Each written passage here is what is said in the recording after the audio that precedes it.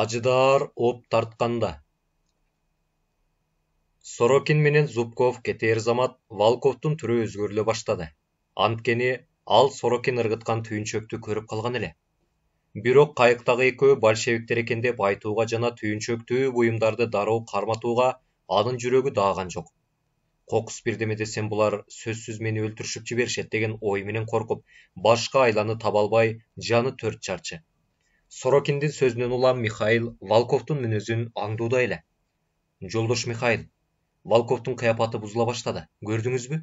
Кандай чадыр терең сырды жашыра албай алек болууда. Ага эмне болду?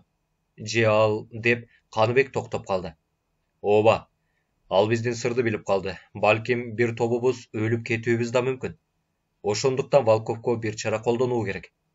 Кандай чара? Жок кылуу керек. Жок кылуу? Коркпо. Эгер муну жок кылсак, эртең күн чыкканча биз өзүбүз жок кылган болобуз. Албетте сен өз керт башың үчүн иштебейсиң.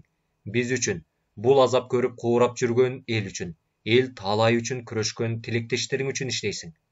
Эгер кечиге турган болсоң, иш чатагына айланууга мүмкүн. Байкайсыңбы? Бир шумдук башталганы араң турган сыяктуу, бирок кимдендир заарканууда. Эрнст менен Давиденкого айт, үчөөлөп аракет кылгыла. Менин силерге берген тапшырмам ушул.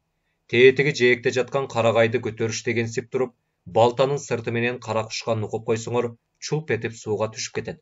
Андан аркысын чогуу көрө жатарбыз, деди да Михаил Каныбекти түртүп койду. Бирөөнү өлтүрүү ишин биринчи ирет мойнуна алган Каныбек өзүн адаттан тышкарыча сезип, жүрөгү опкоолжуп, бүткөн бою дүрүлдөп, Эрнсттин жанына барды. Иштегиле.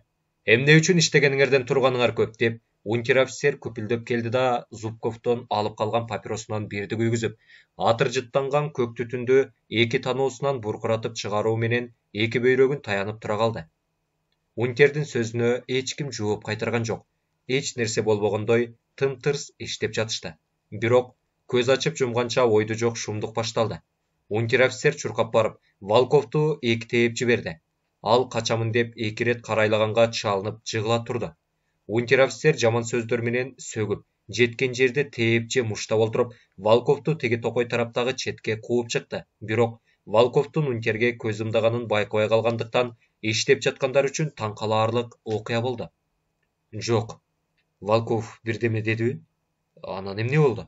Ким билет? Биз алардын адамы деп жүрсөк, бул кандай? Кызык, же бекер эле шектенгенбизби? Эмне деп түшүнүүгө болот дешип, карап тургандар таңданууда.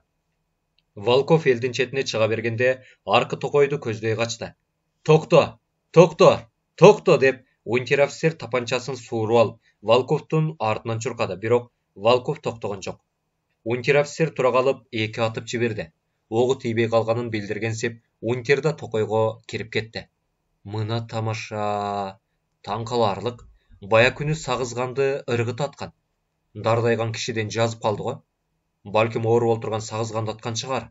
Жок, мында кандайдыр жүзү каралык амал бар. Волковдун душман экенин Алексеев айткан. Анын үстүнө да Сорокинди айтты. Алар эч кандай чындыкка сүйүнбөй туруп айтты дешке болбойт. Ошондуктан, деди да кандай чадыр терең ойду ойлогондой Михаил токойго карап тунжурай түштү. Бул учурда токой арасынан 3 удаа мылтык үнү кылды. 10 чакты минутадан кийин унтер-офицер келди да чатырдын жанындагы турган солдатка акты жаз. Качкандыгы үчүн атылды де. Анын көз көрүнөө качкандыгын далилдөө үчүн тетигилердин бир тобун күбө кыл деп унтер-офицер берип басты. Атып салган тура. Балким жалгандыр. Акты жаз деп жатпайбы? Калп. Мүмкүн чын чыгар. Шайтан билеби дешип, туткундар шыбыр-күбүр болду. Унтер-офицер ачуусун тыя албаган сыяктуу калчылдаган өңдөнүп келип тура калды. Анын жаак тарамыштары түйүлүп, тиштери кычырап, көзү жинденгендей эки жакты карап алактайт. Кээде муштумдары да түйүлө калат. Бирок ал өзүнүн бул көрүнүшүн кимдендир жашырууга аракет кылгандай, таарылган карагайды бир тээп үстүнө барып олтура кетти. Сиздин урматыңызга, эмне? Суроого мүмкүнбү? Эмне сурамаксың деп унтер карабай туруп корсетти. Сиз Волковду атып салдыңызбы? Анын кылмышы жок эле го? Унтер-офицер бир топко көзүн акшайтып, кабагын түйүп, бетин бузуп Михаилга карап, кылмышы жок эле го. Кылмышы жок имиш. Силерчесинин көз көрүнөө качуу. Кылмыш болбойт экен го. Ырас, качкандыгы жөнүндө кылмыштуу, бирок эмне үчүн ага ачууланганыңызды билүүгө болор бекен? Болду. Мен сага эсеп берүүгө милдеттүү эмесмин. Аныңыз туура. Эгер мүмкүн болсо өлүгүн алып кетүүгө уруксат кылаар бекенсиз. Тарт тилиңди. Бирөөнүн өлүгүнүн сага тиешеси жок. Өз жумушуңду бил, деди унтер-офицер каарданып. Михаил менен капитан эмес башкаларда бир шумдук түн болоорун сезишкендей алдыртан бирин-бири карашты. Күндөгү адат боюнча туткундарды жатаканага карата күргүчтөп айдап жөнөп калышты. Волков жөнүндө жазылган актыга Михаил, капитан баштаган бир тобун кол койдуруп да алышкан. Бирок ал актынын чын же жалгандыгын көбүнүн көзү жеткен жок. Бир аз жүрүп келгенден кийин эмне үчүндүр алдыртан коштошуулар башталды. Коштошууларда саламат болгула, бизди унутпагыла дегенден башка сөздөр айтылган жок. Жолдун эки тарабы калың токойлуу кысыкка барганда кимдир бирөө бакылдап мушташа кетти.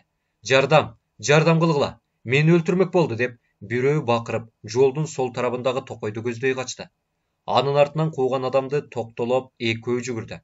Аңгыча болбой, бери жактан бир тобу тополоңдоп мушташа кетти. Көз ачып жумганча чакчелекей будуң чаң башталып, тарсылдаган табыш, шылдыраган кишендин үнү кулду. Токтот чууну деп солдаттардын кыйкырып мылтык атышына эч ким карабады. Өлтүр акмакты, башын жара кой, мурдун сындыр, көзүн чуку, чап, кармагыла, өлдүм, жардам кылгыла деген сыяктуу чуу көгүм талаштагы токой арасынан тынчтыгын бузду. Көпкө топуракты ким чачат? Солдаттардын эси эки болду. Тырсылдатып аткан мылтыгын жардам бербеди же караңгыда болжол аткан мылтык огу эч кимге тийбеди. Кандайчадыр бир күч калың токойду талкалап бара жаткансыды.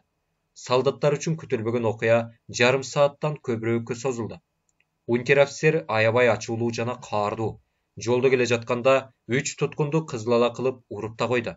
Токто, былк этпегиле деп унтер-офицер каарына кара кошкондой бакырып, туткундарды токтотуп алып, санады эле 37 адам жок болуп чыкты. Унтер-офицердин күйбөгөн жери күл болду. Начальникке эмне деп айтам деген суроо көңүлүнө кылт эте түшкөндө бүткөн бою дүр этип, төбө чачтары тик турду. Кана, буларды ким качырды? Кимдер жардам берди? Урушту чыгаргандар ким эле? Жаныңардан үмүт кылсаңар, жашырбай айтып бергиле деп унтер-офицер мурункудан бешбеттер жиндине баштады. Бирок эч кимден үн чыккан жок. Туткундар сөзүнө жооп бербей, качандыр боз таштан жасалган монголдордун статуясындай тургандарын көргөндө унтер-офицердин кыймылы өз кийимин өзү тытып, башын койгулап, чачын жулуп жаткан жиндилер сыяктанды. Сиз бизге бекер эле ачууламчы атасыз. Урушту чыгаргандар качып кеткен тура. Болбосо бирөө айтпайт беле? Кана, бардыгы унчукпай турушат, деди туткундардын арасынан бирөө. Жалган, деп унтер атылып барды эле, караңгыда ким экенин ажырата албай калып, алдына тура келе калган башка бирөөнү бет талаштыра коюп жиберди да, аларды качырган силер. Эгер силердин көңүлүңөр ак болсо, бизге жардам берет болчусуңар. Силер анын улуу даражасын көрө албайсыңар. Силерди атыш керек деп өзүн өзү унуткан сыяктуу чыңыра баштады. Бул учурда түрмөнүн начальниги Чернов, уездин прокурору, судья, тергөөчү жана 150 чамалуу солдат менен Иркутскийден жаңы эле келип түшкөн. Алардын максаты бул жердеги коркунучтуу адамдарды, большевиктерди эсептегендерди жана аларга жакын мамиле кылгандардын баардыгын текшерип көрүп, күнөөсүнүн дагы көбөйтүп, ангар аны бойлотуп дагы ары түндүккө карай айдатып эле. Бирок алардын тилегине жараша окуя тетири жагынан чыкты. Бийлетип үйрөткөн иттей чебеленип, бир чындыкка 3 калыпты кошуп, унтер-офицер рапорт берип жиберди. Карышкырдын дөөтү каарын алса, канчыгынын ырылдаганы кеппи деп унтер-офицердин жанталашып рапорт берген жардам кылбады. Туткундарды качыргандыгы үчүн 8 солдаты менен бирге камакка алынды. Унтер-офицердин жана башка солдаттардын көрсөтүүсү боюнча 50дөй туткун суракка алынууга берилди. Жаңы келген солдаттар жана бул жердеги солдаттардан болуп полковник Медведевдин башчылыгы менен мына бул селодон жерди кыйын билген 8 адамды алып, качкындарды кууп кетишти. Түрмөнүн айланасы күндөгүдөй эмес. Кандайчадыр каттуу тартипте. Кимдендир бирөөлөрдү жашырууга аракет кылгандай, түн караңгылап, уламдан улам бүркөлүп келе жатат. Эмнегедир шашылгансып, 1,5 туткундарды айдап солдаттар жүрөт. Черновдун үнү мурункусундай эмес.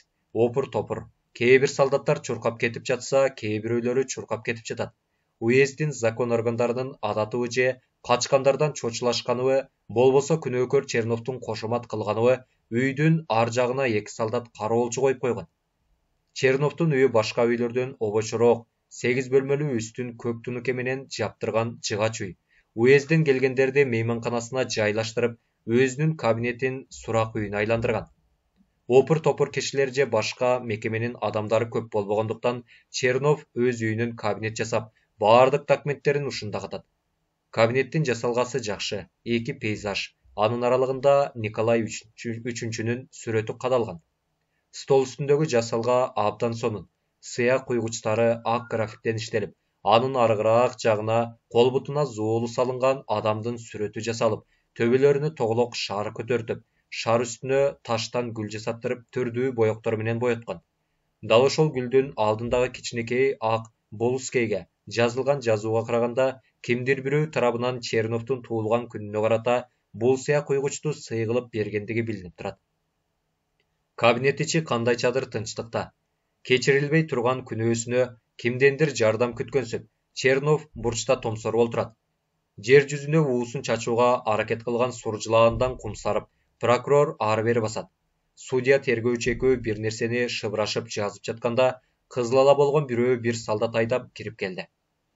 Бара бер, деп прокурор солдатты чыгарып жиберди да, кош, сен эмне демексиң, деп кызыл ала болуп турган адамга акырай карап, жанындагы браунигин алып, ары бери алаканына имерип алды да кайра чөнтөгүнө салды. Тергөөчү башын көтөрүп келген адамга көзүн кыбыңдатып карап турду да, фамилияң ким? Карпов. Атың? Алексей. Атаңдын аты? Борис. Туулган жылың же жашың? 30-дамын. Улутуң? Орус. Туулган жериң же шаарың? Петербург. Тек жайың? Жумушчу. Кесибиң? Токар. Качан кесилгенсиң? Түшүнбөдүм. Ну түрмөгө качан түшкөнсүң? 1905-жылы жекшемби күнү. Эмне үчүн? Демонстрацияга катышканым үчүн. Катыштың беле? Жай катышканмын. Кош, бүгүнкү качкандар жөнүндө эмне билесиң? Эч нерсе дей албайм. Эч нерсе билбейм дагы. Кантип? Кандай шартта качканын да билбейсиңби? Көгүм, жол кууш, эки жагы калың. Болду, аны билебиз. Урушту ким биринчи чыгарды? Эмне үчүн урушушту? Кантип сүйлөшүптү эле? Алар сенден эмне деп кеңеш сурады? Сен эмне деп айттың? Алардын башчысы ким эле? Бүгүнкү кайык менен келген экөөнүн аты жөнү ким? Алардан алган түйүнчөктү кайда катышты деп суроону биринин артынан бирин чубуртту тергөөчү. Бирок эмне үчүндүр мурунку суроолоруна алган жооптордун бирөөнү да жазган жок. Карпов терең улутунуп, башын жогору көтөрүп, көкүрөгүн керип, сол жак чекесинен агып турган канды сүртүп, эрдин жалап, шилекейин жутуп, эче сөз менен жооп берүүгө буйрасыз, господин тергөөчү. Каалаганыңча сүйлө. Эгер мүмкүндүгүң болсо, аз сүйлөөгө аракет кыл. Андай болсо биринчи сөзү жок. Экинчи сөзүм эч нерсени билбеймин. Иттин гана күчүгү, деп аркасында турган прокурор желкеге койгондо, Карпов судья менен тергөөчүнүн столун сүзүп алып чыгылды. Күн караңгылагандан караңгылап, азыраак нымыктап, батыш тараптан соккун желге от башында олтурган муңдуу чалдан беттер, качандан берки карт карагайлар башын ыргып, кайгылуу күңгүрөнүп, ырдагандай салмак менен күүлөнгөн болот. Уюлгуп соккон желден улам жапырайган баталдар, жаш балатылар шылк этип таарынган балача кээ-кээде кыймыл эткен болот. Кулак түргөн куурларга жашырын сырды узбоого аракет кылгандай, болгон табигаттын бул көрүнүшү балта менен чапкылап, өгөө менен өгүп жаткандар үчүн жакшы болсо да, селого кеткен Каныбек менен капитан үчүн жаман эле. Тездеткиле. Түн ортосунан ууп калды. Таң атууга калсак коркунуч көп. Көп болсо 5-6 чакырым алыстап келген чыгарбыз. Кандай гана болбосун, бул арадан кетүүбүз керек, деди Михаил. Эптеп уурдай чыккан эки балта, бир өргөөнүн жардамы менен араң гана 10 киши бошонду. Бирок алар колдорун коюп, буттарын гана бошотушту. Кишенди да такыр алып таштай алышпай, чынжырын гана ортосунан үзүштү. Эң алды менен бошотулган капитан менен Каныбек балта балка кескич, ат тиш алып келүүгө жана Алексеевке жолугуу үчүн селого кетишкен. Ушул убакка чейин ал экөөнүн дарек жок. Иш чатагына айланчудай болуп турат. Ошондуктан убакытты бөөдө өттүрбөй, бошонгонуң 2ден 3 жөнөй бергиле. Ыгы келсе айтылган жерден белги боюнча жолугушаарбыз деп бошонгондорду жөнөтө баштады. Мындай кылып жөнөтүүдөгү Михаилдин максаты бири колго түшсө да бири котулуп кетүү үчүн эле. Шамал катуулап, жаан чапкындай баштады. Каттуу шамал, чапкындаган жаан, шуулдаган карагайлардын табышы балталардын үнүн угузбоо үчүн жакшы болгону менен чынжырды чабуучуларга чоң жолтоо болду. Алар бир чапкан жерине таамай чаба албай, ар кайсы жерин жаза чабууда. Караңгынын көзү жок дегенде болжол менен чаап, күчкө сала башташты. Бирөө келе жаткан сыяктанабы? Ушул караңгыдабы? Жүрөк сүнгөндүкү да. Коркпогондо табыштын баары жоо. Караңгыда дүмүр, тоо, чөп кеше. Курсак ачты. Тоюп турган эч ким жок. Баарыбыз ачкабыз. Бардыгыбыз бошонсок, ачка өлбөс элек. Ооба, эптеп бошонсок. Ооба, эптеп бошонсок, эл арасына сиңип кетер элек. Рас, эл бизди өлтүрбөйт. Арабыздагы начарларга кыйын. Эптеп чыдай алышаар бекен. Капитандар бирдеме алып келишсе. Алды менен ошол начарларга бериш керек. Туура, биз дагы эптеп бир сутка чыдаарбыз. Бирок алар кечикти. Колго түшүп калдыбы? Жок. Ал экөө колго түшпөйт. Адашып жүрүшөбү дейм. Мүмкүн. Мындай түндө, мындай токой арасынан ким адашпайт? Мен мындай түнгө эмес, күндүз адашаар элем. Да, олтургандар ушун этип өз ара акырын гана сүйлөшүшөт. Карачы, экөөбүздүн багыбызга каргаша болгондой түндүн түнөргөнүн. Мындай каргаша болбогондо кайта барып калат элек деп Каныбек акырын гана шыбырады. Багыбыз жок болсо керек деп капитан улутунуп койду да бир нерсенин табышын уга койгондой кулагын көтөрүп, Каныбектин оң чыканагынан кармап өзүнө кыса. Акырын. Экөө тең демдерин чыгарбай тымтырс боло калганда аттын табыштары кулактарына угулду. Бирок алды менен аттын табышы экенин же жүрөктүн түрсүлдөгөнү экенин ажырата алышпай күнөмдөр боло калышты. Көп узабай бастырып келе жаткан аттуулардын табышы кулактарына угулду. Уктуңбу? Уктум. Отур. Кокус чагылган чагылса көрүп калбасын деп экөө тең эңкейип олтура калышты. Балким кыштактан жайылып келе жаткан жылкы болуп жүрбөсүн. Чапкындап турган жаанга каршы жылкы өзү басуучу эмес эле, деди Каныбек.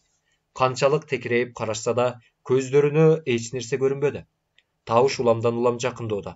Эмне үчүндүр табыш эң эле жай келе жатат. Анын үстүнө көрүнүп тургансып түз эле жаткан сыяктанат. Эми кайда барабыз? Кайда бараарды өзүм да билбей калдым деп кимдендир коңур үнү Каныбектин жанынан эле угулду. Бирок бардыгы токтоп калгансыды да. Эч нерсе көрүнбөйт. Карагайдын түбүн таап олтура турсак кантет? Бекер убара болбой ушундай кылалы. Ушул караңгыда кайсы карагайды табасың деп жанагы коңур үн дагы угулду. Күн каттуу күркүрөп келип, чагылганда бир топ аттуу солдаттар тургандыгы капитан менен Каныбекке айкын көрүндү. Алар 20 кадамдай гана аралыкта турат. Мына, токой бул тарапта экен, деди бирөө. Эмесе ошондой жүргүлө, деди баягы коңур үн. Солдаттардын дабышы бир аздан кийин угулбай калды. Шыбырактаган гана жаандын табышы чыгат. Мен тигилерди карап туруп, кыштактын кайда экенин көрө албай калдым, деди капитан. Мен да, деди Каныбек. Дагы жарк этээр бекен чагылган. Жарк этээр. Чагылган ай. Сен да жарыгыңды бизден аяйсыңбы? Бул тарапта токой. Ошондуктан бул тарапты карайлы, деди Каныбек. Бул солдаттар эмне кылып жүрөт? Бизди издеп жүрүү? Мүмкүн. Бирок мынчалык аттуу солдат жок эле го. Булар кайдан келди? Күн күркүрөп келип чагылган жарк эткенде кыштак оң тарабында тургандыгын байкашты. Кыштактын тушунан өтүп бара жаткан экенбиз. Эми ушундан нары түз жүргөй элек. Жаан оң жактан чапкындап турат. Эгер уйгу-туйгу жел болсо дайныбызды таппай калабыз го, деп экөө кыштакка карап келе жатышты. Кокус бирөөнүн көзүнө чалынып калабызбы деген ой менен чагылганда жата калышат. Экөө таң-таңдап олтуруп, кыштактын четине жетишти, бирок Алексеевдин үйү кайсы экени билинбейт. Чагылгандын жарыгын күтүп олтура калышты. Иттей адаштык. Эчтеме эмес. Кыштакты таптык. Алексеевке жолугуп сураганыбызды дароо таап алсак, таң атканча кайра барып калабыз. Кайсы убак? Түн ортосунан ооду го? Жок, таңга жакын болуп калды. Биз токой арасында оңбогондой адашып жүрдүк. Жарпыл электе токойго жетип алсак, андан нары кете берүүгө болот. Чагылгандын жарыгынан улам Алексеевдин үйүн байкап, көп кечикпей келишти да терезени акырын чертишти эле «Сен ким?» деген аялдын үнү кылды. «Ирина, менмин», деди капитан. Эмне үчүндүр аял чоочугандай үн чыгарып алды да, дүпүрөгөн табышын чыгарып эшикке карай жүргөнсүдө. Бирок аял чоочугансып эшикти ачпай туруп, «Мен деген ким?» «Мен, Железнов». «Жезде?» деп аял эшикти ачып, капитанды үйүнүн ичине карай тарта кучактап алды. «Акырын, Иринушка, акырын. Алексеев кайда?» «Үйдө. Бир топ күндөн бери ооруп жатат. Ички үйгө киргиле» деп Ирина үйгө карай тартты капитанды. Каныбектер ички үйгө киришти. Ирина шам жагууга аракеттенди эле, капитан жактырбады. Алексеев ооруп жатса да туруп, бир уста коңшусунукуна кетти. Өтө зарыл иш менен Ирина да бир коңшусунукуна жүгүрүп кетти. Ирина капитандын аялы Мариянын бир тууган сиңдиси боло турган. Капитан Марияга үйлөнгөндө Ирина 2 жолу келип кеткен, бирок татаал турмуштун тетиги тетири бурулгандыктан кийинки 10 жылы арасында көрүшпөй калган. Капитан Ирина менен акыркы ирет жолугушкандан кийин Ирина Алексеевке тиет. Аскер кызматынан бошотууну суранганына карабастан Алексеевди ушул жерге жиберет. Мында келгенине көп убакыт болсо да, капитанды көптөн бери көрүп жүрсө да, капитан экөө бирин бири билбейт. Бири күнөөкөр катарында, бири күнөөкөрлөрдү касаптап кайтаруучу солдат старшина катарында жүрө беришет. Күндөрдүн биринде туткундарды айдап бара жатканда Ирина капитанды таанып, Алексеевке анын ким экендигин түшүндүрүп, Алексеев аркылуу кат берет. Ошондон тартып Алексеев менен капитандын тааныштыгы башталып, идея жагынан Алексеевде бир катар бурулуштар болот. Бирок багы жокко дагы жок деп 10 чакты күндөн бери Алексеев ооруп калып, качууга карата даярдыктарга катыша албай калган. Алексеев балка, кескич, ат тиште «Ушулар жарайбы?» деп капитанга көрсөттү да караваттын алдын көздөй ыргытып койду. «Жарайт, абдан сонун», деди капитан. «Бирок силер кете албай калдыңар. Кантип?» Таң атып эл тура баштады. Түрмөнүн кароолчулары көрүнүп турат. Кандайчадыр аттуу солдаттар көчөдө чапкылап жүрүшөт. Мүмкүнчүлүк болбойбу? Жок. Көктүк кылабыз десеңер, сөзсүз колго түшөсүңөр. Капитан менен Каныбектин жылдыздары жерге түшүп, моюндары шылкыйды, көздөрү жерге кадалды. Баятан кийимдеринин суу экенин сезбей олтурушкан болсо, эми муздуу суунун ичинде олтургандай сезишип, экөө ордуларынан козголуп, же каттуураак демди алышпады. Эчтеме эмес. Кечке мында жатып, кечинде кетүүдөн башка арга жок деп, Алексеев оорусунун каттуулугун турганын билдиргендей, кабагын чытып, коңултак кийген өтүгүн силкип чечти да төшөгүнө барып жатты. Үн чыгарбай терең ойдо олтурган экөөнү карап, «Уста Петканын айтууна караганда иш чатак», деди. «Кандайча иш?» «Сиздерди издеп 200дөн ашуун солдат келиптир.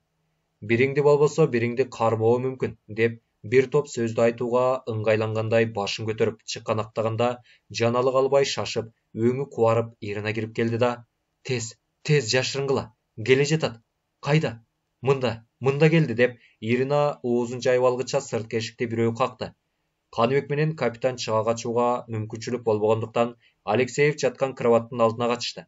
Ирина карабаластап барып, эшикти ачканда, мылтыгын колуна кармап, Яша деген солдат кирип келди. Ал шайырлана амандашты да, «Чынын айтканда сен абдан бактылуу экенсиң, Алексеев. Эгер ооруп жатпаганда унтер-офицер менен бирге камалат элең же биз сыяктуу азап көрүп куурайт элең. Карачы, иттей суу болдум. Таң атканча Черновдун үйүн кайтардык. Алмашууга киши жок. Какайдык да таң атырдык. Карачы, жаан, кийим эмес сөөктөн да өтүп кетти. Түү, ушундай кырсыкка каргаша болуп, каттуу жаандын боло калганын карачы». «Эмне үчүн кайтартат?» «Ким билет, балким Иркутскийден келген господалардын чөнтөгүнөн чаа калган закон чыгар, болбосо эмне? Амалың жок, кайтарасың деди, макул кайтардык. Өздөрү болсо кургак, тооктун эти менен арак ичишет да сурак кылышат». «Кандай сурак?» «Жанагы качкандар жөнүндө мында калгандарын сурап, жалгыздап камап жатат. Эгер качкындардын баардыгы кармалбай кете турган болсо, суракка алгандардын бир тобу бүгүн түнү атылып кетүү мүмкүн». «Эмне таң каларлык суроо?» «Ошол качырыптырбы?» «Шайтан билеби. Же алар качырдык деп айта коебу. Өлсө да айтышпайт. Ошондуктан судебный органдар болжол менен күнөө коюшу мүмкүн. Мейли, мага десе баардыгын атып салсын. Биздин жумуш жок. Шектүүлөрүн ататта акты жазып коет. Ну, жарайт. Биз үчүн баары бир. Ирина, садагасы, мага бирдеме бербесең болбойт. Эч болбоду дегенде нан бер. Мына муну жутуп алайын. Азыр кайта баруум керек деп белин чечип жатып, "Бүгүн кандайсың?" деди Яша. "Начармын", деди Алексеев. Ирина эч сөз айткан жок.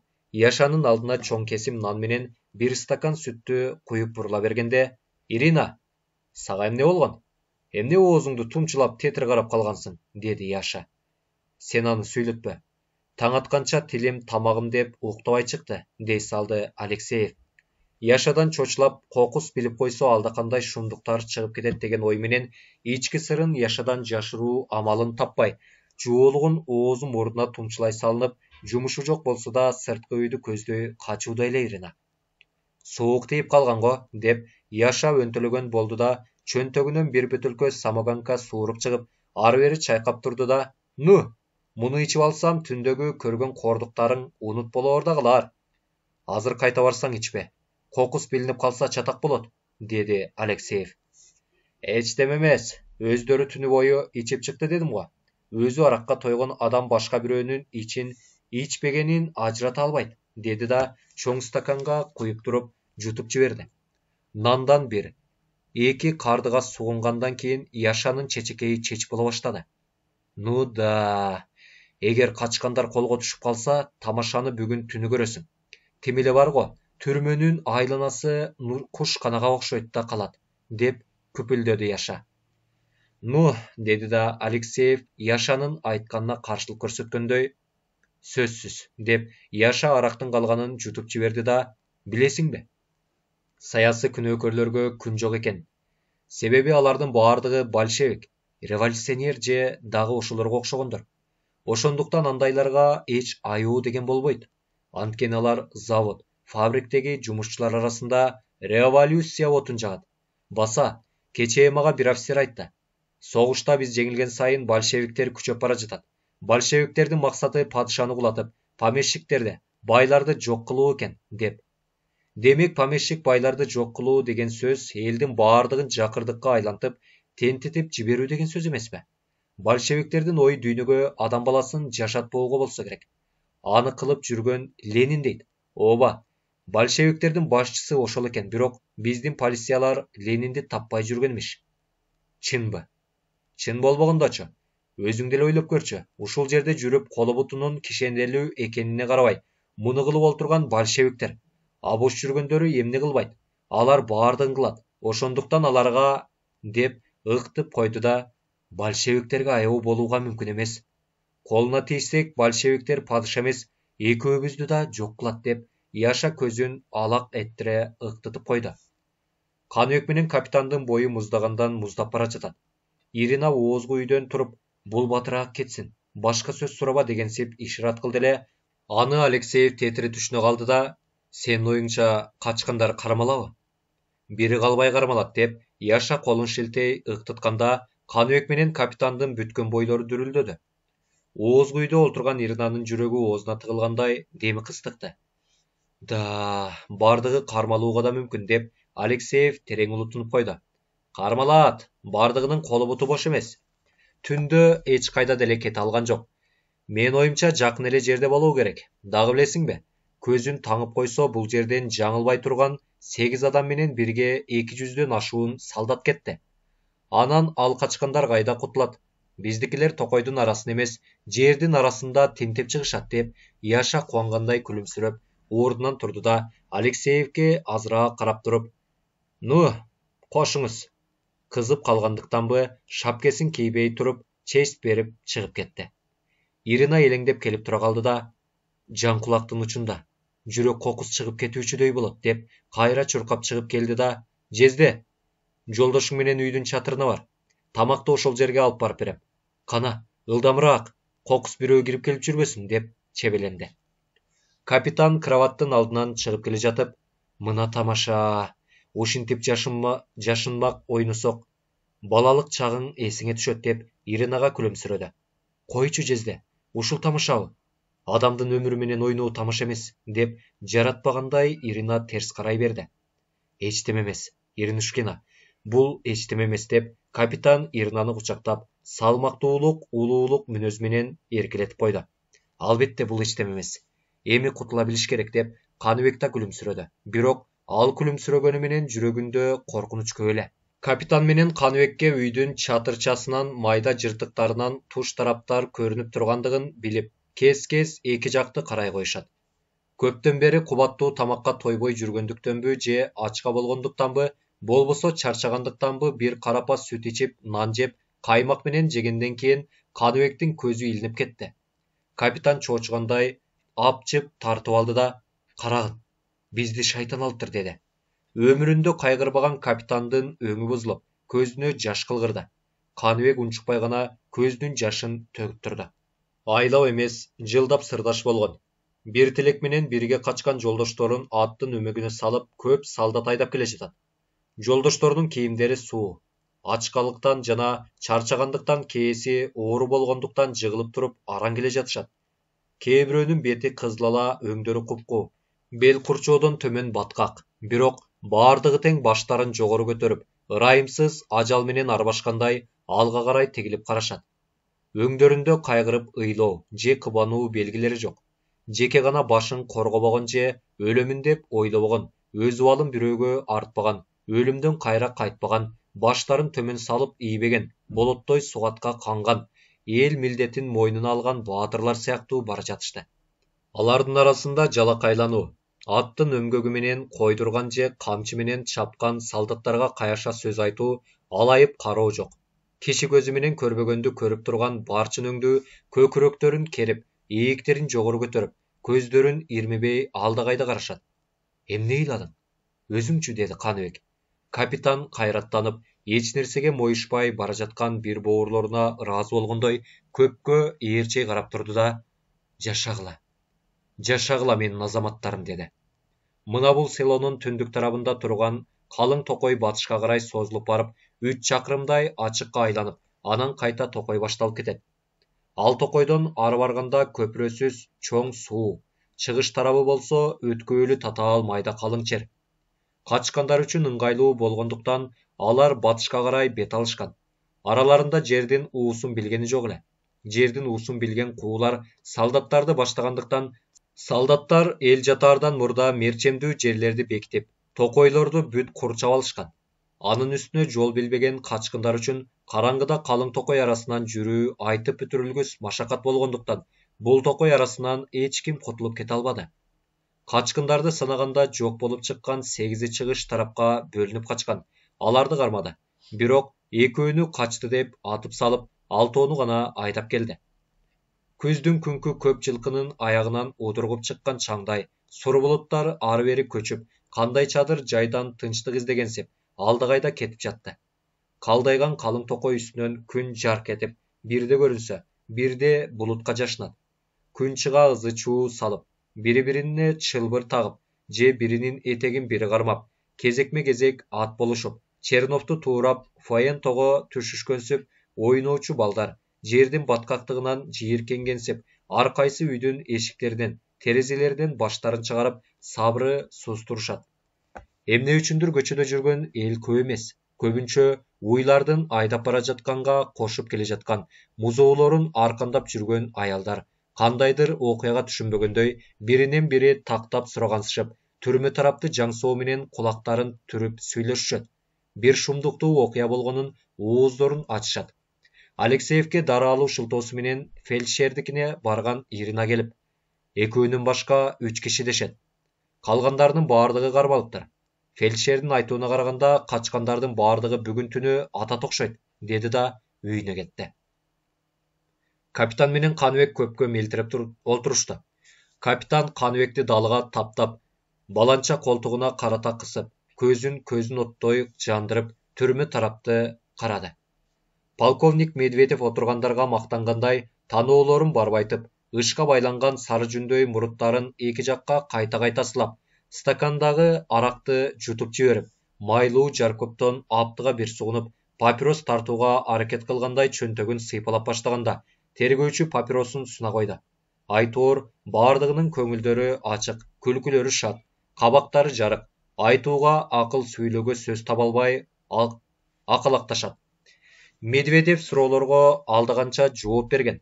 Қачқандарды кантип, кайсы жерден кармаганын, аларды кармоо үчүн кандайча маневр жүргүзгөндүн айтуу гана эмес, 1904-жылы Япон согушуна кантип катышканын, анда кайсы жерде кандай согуш болгондугун, курал жарактын жоктугун, Порт-Артурдан алдастап качып чыкканын, жалаң крест көтөрүп, офицерлердин келе жатканын өтө кызыктуу жомок кылып айтып берген.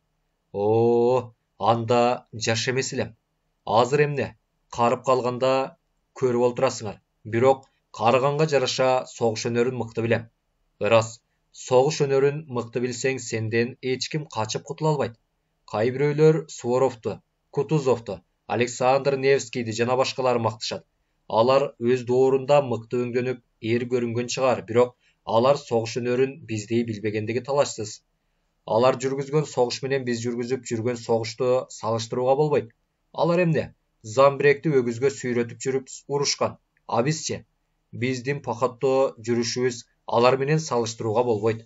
Албетте, бул кездеги полковниктердин согуш өнөрү ал кездеги фельдмаршалдардын дыкындай эле асман бою жогору турат. Бирок кандайча алардын атагын асман бою көтөрүшүнө түшүнбөймүн. Көзүн сүзө, кабагын түйүп, көкүрөгүн керип, сол колу менен кылычын кармап, ээгин жогору көтөрүп турушканына караганда, Суворовдор анын туштарына келбей калган сыяктуу эле. Жылан ийрилигин билсе, баканы майрык дейби? Бир чынга үч калпты кошуп айткан Медведевдин сөзүнө олтургандар каршы сүйлөбөгөндүктөн, ал өзүн Александр Македонскийден да жогору баалады. Жараксыз качкындарды кармап келишин эбегейсиз эрдиктей сезди. Анын бул эмгеги бүт дүйнө өкмөтүн орус падышасына багындырып берген эмгек сыяктуу салмактанды. Адамды эмгегин баалоо иши биздин орус элинде аз, деп прокурор өзү жөнүндө өз өпкөсүн айтайын деди эле. Аз турсун такыр жок. Эмгегиңизди эч көрбөйт. Бул кездеги орус элин Кудай өзү сокур кылып койсо керек. Мына нагыз орустар деп Суворовдун доорундагы орустарды айтуу керек. Суворовдун эмгеги аз болсо да асманга көтөрүшкөн деп кимгедир ачуусу келгендей Медведев аракты шак жутуп, стаканды стол үстүнө тарс эттирип коюп, ичиңге өт, ичиңдин күйгөндүгүн аракка гана ашкерек айта аласың. Жар көптөн жеп, арактан ичкен сайын түркүм сөздөр чыга баштады. Медведевдин бүгүнкү кызматы үчүн сыйлык сурануу жөнүндө сөз чыгып, акырын Иркутскийге барууга калтырышты. Тергөөчү болсо Медведевдин бул эмгегин очерк кылып жазып, газета журналдарга бастырып, кала берсе чет элдик басмаларга да бастырмак болду. Медведев орус-герман согушуна катышса, согуш өнөрүнүн арасында фельдмаршалдык даражага сөзсүз жетээрин да, сөз арасында кыстарып өтүштү. Аңгыча сырттан эңтеңдеп кирип келген солдат Медведевдин таттуу кыялын бузду. Солдат честь берип какая калды да, 5 жеринен сургуч менен печеттелген пакетти алып Медведевке берди. Олтургандар таң калгандай пакетке карашты. 5 жеринен печеттелген чоң пакет болсо да, ичиндеги жазылган кагазы кичинекей болуп чыкты. Медведев нарыдан бери окуй салды да, саатын карап, Иркутскийден качан чыктың эле? Деди солдатка. Солдат честь берип какая калды да, сиздин урматыңызга эртеңки саат 5-те. Медведев кийимин шашып кийип, чыгууга бара жатып токтой калды да, кечириңиздер төрөлөр. Анын улуу урматына өзүмдүн ат жандары менен тез келүүмдү буйруптур. Балким барар замат согушка жөнөп кетербиз. Ашык сөз бизге жарашпайт. Кош болуңуздар, деп тез кол алышып, Черновдун аялынын колун өптү да башкаларына честь берип, Медведев шарт чыгып кетти. Кагазга кандай сөздөр жазылганын билүүгө кызыгышса да, олтургандар ооздорун ачкан бойдон кала беришти. Аттарынын ээрин алып, отко коюп, тамактанып жаткан солдаттар сурнай ойнолгондо жоо тийгендей бөлүнүштү. Чырылдаган үн, ыйлаган ый болбогону менен чакчылекей. Аттарын кармай албай, тушоосун чече албай, ээрин дароо таба албай шашкан бойдон ээрин тетири сала койгондор да жок эмес. Көп убакыт өтпөй баардыгы катар турушту. Таскак менен арш деген Медведевдин командасын угулганда, аттардын даушы жерди дүңгүрөтүп, көз ачып жумганча алды кайда узап кетти. Тергөөчү чыртылдап, чычкан аңдыган сарыдан бетер текирейип, саздуу жердин тамыр казган камандай каадаланып, Михаилди сурап жатты. Эч нерседен сестенбестен Михаил жооп берүүдө. Бирок өтө ачка болгондуктан анын үнү алсыз угула турду. Урушто кимиң биринчи чыгардыңар? Билбейм. Сен кайда элең? Арасында. Качуудагы максатың эмне? Үйгө баруу, катын баланы көрүү, эркин жүрүү. Эркин жүрүү? Ооба, эркин жашоо. Бул большевиктердин сөзү го. Большевиктен башкалар эркиндикти сүйбөйт деп ойлойсузбу? Деги айтам, биздин сөз эмес. Албетте силердики эмес. Бул сөз эркиндикти сүйгөн эмгекчил элдике. Большевиксиң го? Кантип? Эркиндик деп жатпайсыңбы? Эркиндик деп сүйлөгөндөрдүн баардыгы большевик болсо, анда бармын. Жакшы, деп тергөөчү большевиктер партиясында бармын дегизип, кагазына жазып койду да коңгуроону шыңгыратты. Сырттан жарактуу бир солдат келип тура калды эле. Жанагы адамды келтир. Эшик алдында даяр болуп тургандай жылмың этип, тергөөчү ийилип салам берип, башындагы кара кепкесин алып, Волков тергөөчүнүн алдында тура калды. Сиз буга айтыңызчы, кымбаттуу Волков. Кечеги кайык менен келген эки адамды тааныбайм жана андан эч нерсе алган эмесмин дейт бул, деди тергөөчү Волковго күлүмсүрөп. Волков Михаилге бир карап алды да, сиз булардын сөзүнө ишенсеңиз үйүңүздү да таппай каласыз. Булар көрүп турган ишиңизди да танат. Баягы Иркутскийдеги окуя эсиңизде болсо түшүнөсүз. Бул өзү 1905-жылдан улам большевиктер партиясында. Муну мындан укканым жок. Жанагы келип кеткен эки күнөөкөр өз ара сүйлөшүп жатканын укканмын. Кечеги кайыктагы экөө булардын жолдош экенин, буларга бир түйүнчө кыргытып жибергенин даана көргөнмүн, господин тергөөчү. Эмне үчүн ошол учурда айтып карматпадыңыз? Дал ушул Михаил мени аңдып турган. Кокус менин оозуман жел чыкса же бир жакка басайын десем, ошол эле жерден өлтүрүшмөк. Волковду аңдып турганың рас беле? Мен эч кимди аңдып турган эмесмин. Волков бирдеме десе өлтүрөт белеңер. Эмне үчүн? Чыккынчы деппи? Жок. Себеби бул Волков чыккынчы эмес болчу. Азырда чыккынчы деп эсептебейм. Кантип? Силерди каралап жатпайбы? Карала деп силер алдагансыңар да. Мойнуң албайсыңбы? Ала турган эчтеме жок. Кесилип мында жүргөнүң да күнөө эмес го. Так ошондой, господин тергөөчү. Тазасыңбы? Таптазамын. Анда ак адамды кескен улуу императордун да айыптуу экен го. Так ошондой, господин тергөөчү. Силердин чириген саясат айыптуу. Жаны чыгып кете жаздадыбы, тергөөчү ордунан ыргып тура калды. Үнү туттугуп, тили байланып, эриндери кыбыңдап, күрөө тамырлары былкылдап, эмне кылаарын билбей кайсылыктап барып, карандашын кармай калды да, жаза серпкен күйкүчө талт деп барып олтуруп калды. Волков чочулагандай элеңдеп кетенчиктей берди.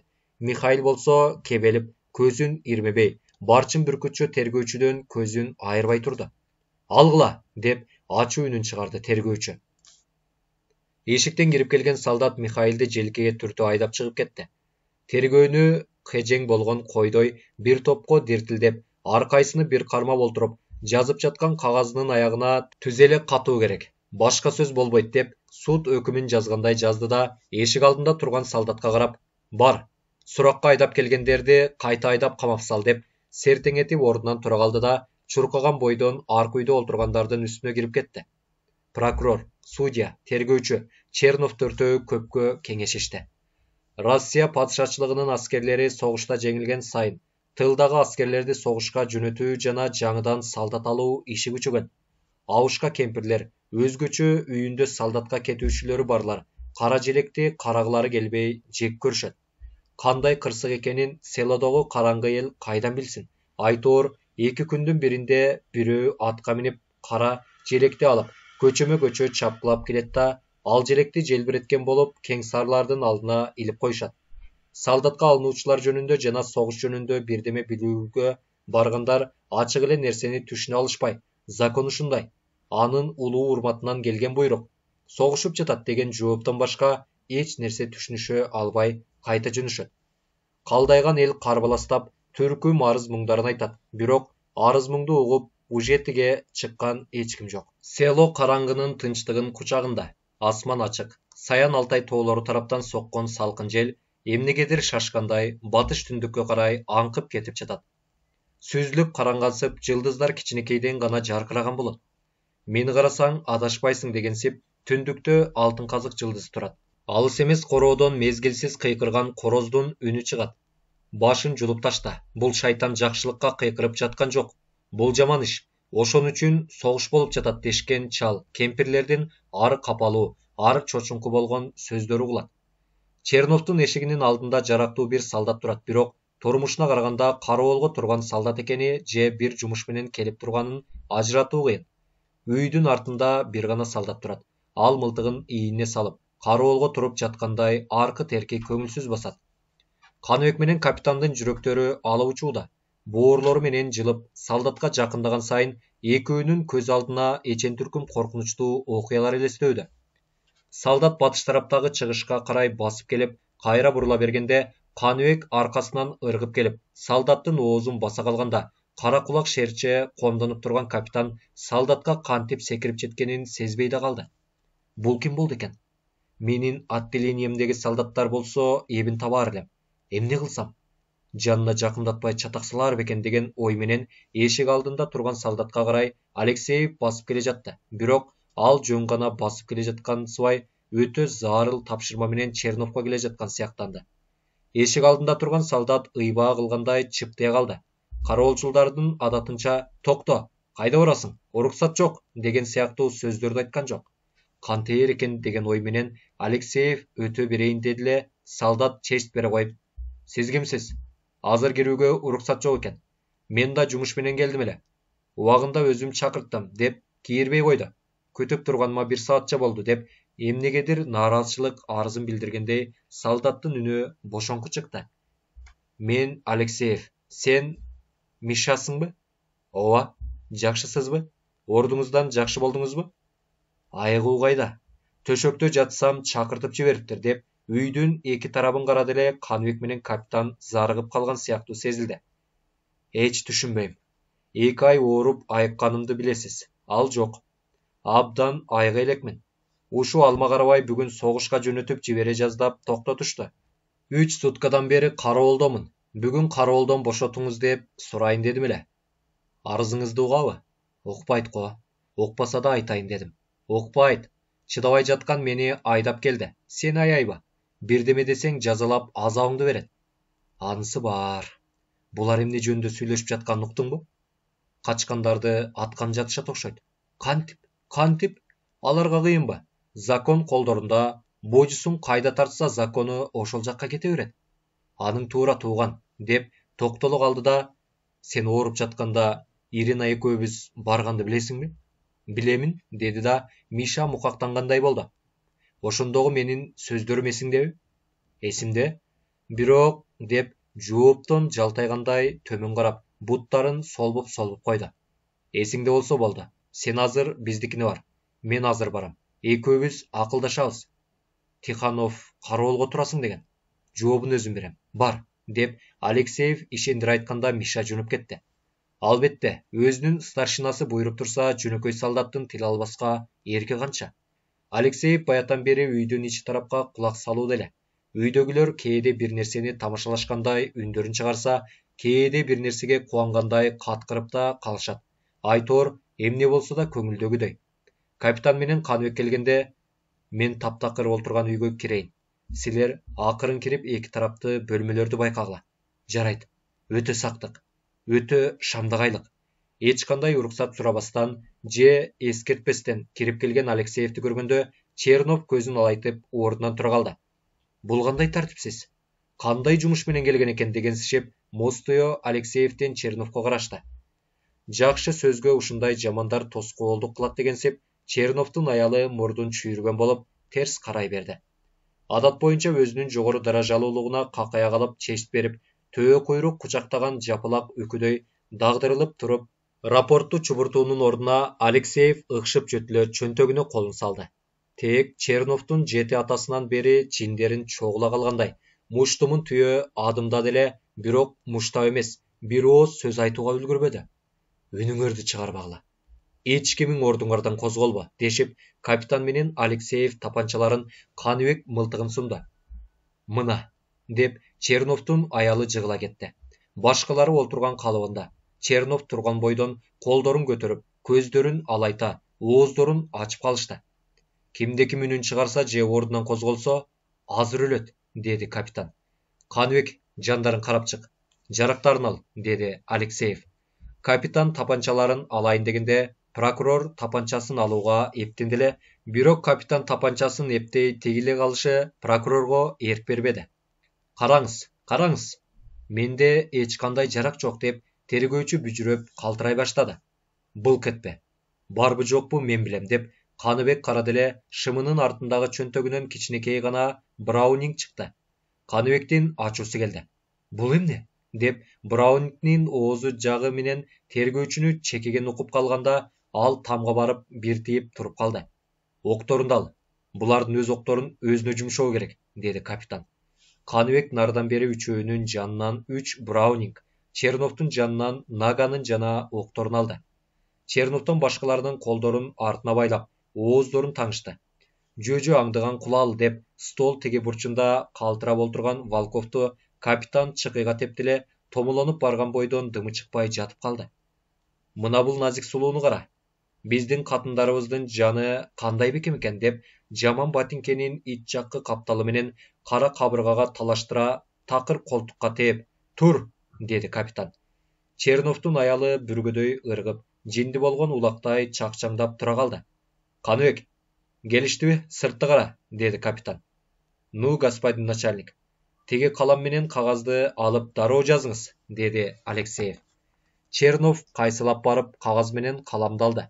Капитан тапанчасын Черновдун кулак түбүнө карата түздөп кармады да, акырын салмак менен: "Азыр алынган жашырын циркуляцияга ылайык өтө тыкыр түрдө 20 минуттук мөөнөт менен Тиханов сизге төмөнкүлөрдү буйруамын.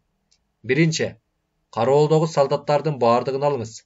Экинчи, ачкыччыга буйрук берип, күнөөкөрлөрдүн күнөөсүнүн оор жеңилине карабастан баардыгынын буту колдорун бошоттуруңуз.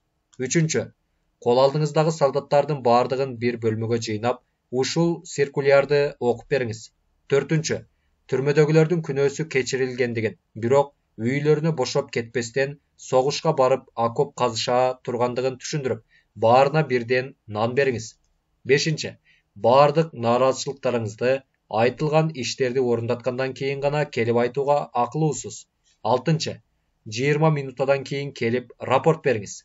Иркутскийге чейин бирге барабыз дегиздирип жаздыргандан кийин Чернов, прокурор, судья үчөөнө тең кол койдуруп, ошол кагаз менен түрмө кайтарган конвойдун командири Тихановго Алексеевди жиберишти. Эмне деди? Капитан сырттан кирип келген Каныбекке карап. Азырынча баардыгы өз жайында, деди Каныбек. Абдан жакшы деп капитан ар кайсы бөлмөлөрдү байкап көрдү да, алдагыларды бери айдап кел, деп бир үйдүн эшигин ачты. Кечикпей капитан менен Каныбек сыртка чыгышты да, эки жакка дурустап көз салып, үйдүн ичи жагын тыңшап тур дешип, Иринага айтышты да, түрмөнү көздөй акырын басышты. Алексеев берген кагазды окуганда Тихановдун төбө чачтары тик турду. Окуяны эмне үчүн мындай болуп калганын түшүнбөгөн Тиханов албырттап шашкан бойдон бир эмес 3 кайталап окуп жиберди.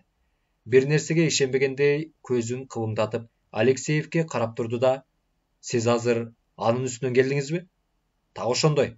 "Ушул азыр, так ошондой", деп Алексеев кичине токтой калды да, "Мен бери чыкканда сиздин атыңызды айтып, ал абдан жакшы, менин буйругумду ошол замат эле орундатат.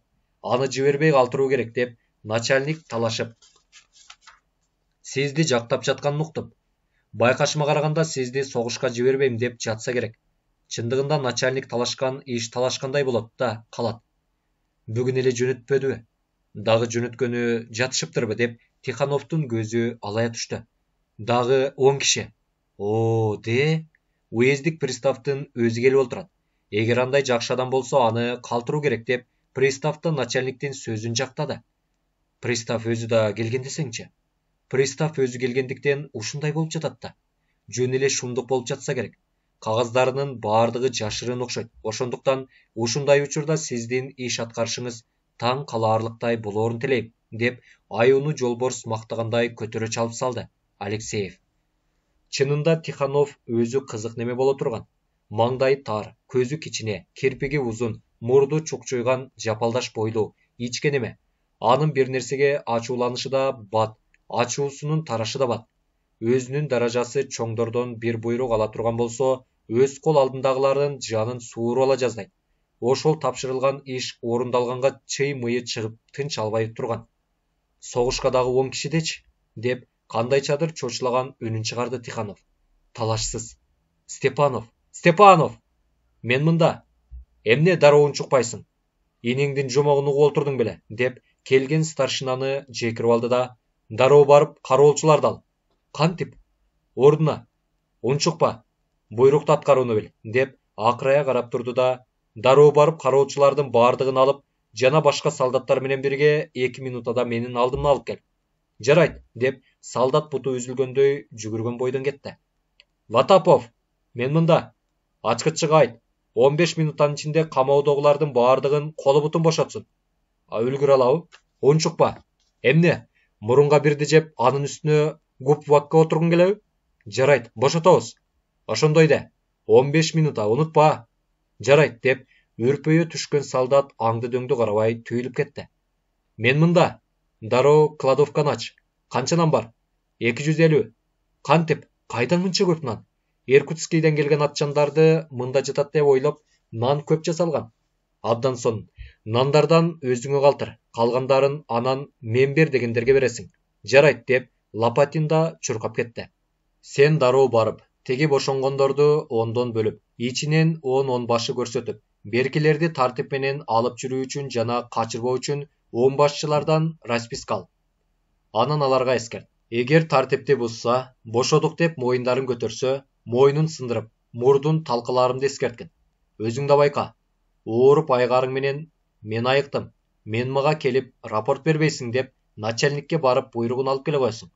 Эгер сенден мурда начальник келе калып, Алексеев кайда десе, анан мен ооруп жатат десем, анда эмне болорун сен акмак ойлодуңбу? Кечириңиз, экинчи мындай болбойт деп Алексеев өтө кичипейилдүүлүк менен күнөөкөр сыяктанды. Оң богор, мурдуңду талкалап жиберсем болор эле, деп кичинекей муштумун Алексеевдин мурдунун үстүнө ойнотуп өттү да, баргын. Кечириңиз, баардык солдаттарды чогултуп мына бул кагазды окуп чыксын деди эле, деп Алексеев 3 парак кагазды Тихановго сына койду. Буйрук берген адамды эч кандай сөз айтып турбастан чуркап кеткенде Тиханов өлгүдөй жакшы көрө турган. Алексеевдин бул жерде турушуна жини келгендей акырая карап, колундагы кагазды жулуп алды да, кагаздын баш аягына карап, мына биздикилер ушундай. Кээде ай боюнча бир да буйрук беришпейт, кээде бир буйрук берсе артынан 99 камдап коюшат, деп нааразы болгондой өзүн бузуп, саатын бир карап алды да, кантесиң, аткаруу керек, дегенде сырттан бир солдат кирип келди да, солдаттардын баардыгы чогулду, деди. Кирде мында, деди Тиханов. Солдаттар мылтыктарын көтөрүп кирип келгенде, эмне? Ушул бөлмөнүн ичинде согуш болот деп уктуңарбы? Ал мылтыгыңарды ордуна коюп келгиле. Жарым минутта мөөнөт, деп Тиханов солдаттарды каарып кое берди. Айтылган калыпта солдаттар келип олтура калды. Тиханов айландыра карап алды да, ким жок? Лопаткин, ал жумушта. Ватапов жок, ал иште. Зайцев, Миша жок. Аны кароолго тур десем, качып жок. Шашпа, анын жазасын берермин, деп суруданды Тиханов. Мен чакырып коеюн, деп эшик алдында турган Алексеев шып сыртка чыкты. Токто, мен сени чакыр деп буйрганым жок, деп Тиханов бакырды. Чакырууга буйрбасаңыз эшикти жабууга буйргандырсыз, деп Алексеев ушунчалык ылдамдык менен эшикти сыртынан жаап, темирин иле салды. Ордолуу жыландын уйугун түбөлүккө бекитип, өз таалайына жыргалдын эшигин ачкандай, Алексеев кубанычка чыдабай, көзүнүн жашын кылгыртып алды. Бул кандай оюнчугуң? 15 сутка гауптвак, ач эшикти, деп капкайдагы каары чогулгандай жекирип айтты Тиханов. Сырттан эч кандай жооп же дабыш болгон жок. Алексеев! Менин приказымды ук, деп Тиханов дагы бакырды. Эми менин приказымды угуңуз, деди Алексеев. Эмне? Ах, иттин гана күчүгө. Менин приказымды угуп, үнүңдү чыгарба, деп Алексеев эшиктин түбүн көздөй наган менен беріп қалды. Құжылдап жатқан солдаттар емес, суырдың еркегіндей қорсылдап жатқан Тихановтың да жағы жап болды. Капитан чурқап келді да, «Қандай? Бардығы жайында?» деп Алексеев сүйінгеніне шыдабай капитанды құшақтай қалды. Чурқап барып камераларды қарашты. Бардығы бошоған. Өмірді күтіп отырғандар үшін капитан менен Қаныбектің жарақтуу кирип келиши күтүлбөгөн көрүнүш болды. Алардын бошоп олтурушу падыша өкмөтүнүн боор кердиги эмес. Капитан Қаныбек Алексеевдин жардамы экендигине түшүнүшкөндө туткундан бошонгон шордуулар капитан менен Қаныбекти кучактап, өөп жатып өлтүрүп кое жаздашты. Эң акыры эки камерада эки киши бошу эле экен. Ал экөөнү бошоттуруп, ачкыччыны ошондо камап салышты. Кладовкадан нан алабыз деп бараткан туткундарга Лопаткин ороңдой баштады эле. Қаныбектин колундагы тапанчаны көргөндө Лопаткин нан эмес, туткундарга кладовканы да көтөрүп жибере жаздады. Дежурный турган үйдөн бир топ туткун мылтык алышты. Ошондо турган солдаттардын кайбир кийимдерин кийишти. Тиханов баш болуп, солдаттар камалган үйгө капитан келди да эшикти шарт ачты. Тихановтун көзүнө жарактуу бир канча чоочун солдаттар тургандыгы көрүндү.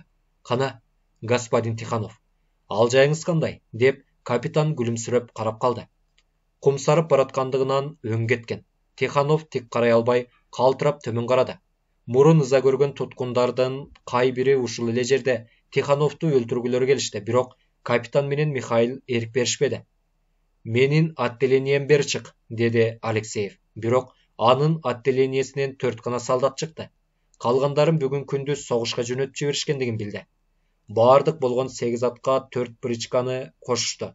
Анымыны буюмдарды, нандарды жана саламаттыгы начарларды бричкага салышты. Каардуу капастан бошогон шордуулар ээн талпынган шум кардай сайраңдашып, түрмөнүн кароосунан чыгып, чоң жолду карай бет алышты. Аккан жаш. Кийинки бөлүмдөрдө.